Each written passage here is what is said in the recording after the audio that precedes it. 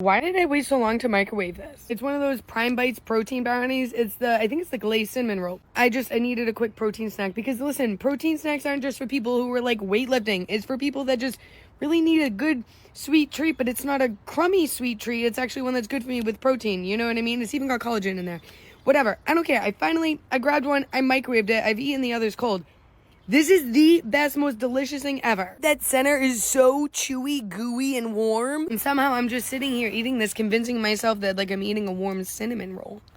And it doesn't taste like protein. I'm telling you, if you get these, try them and microwave them. That's probably the only way you should ever eat them is microwave because it's just a tasty, sweet treat.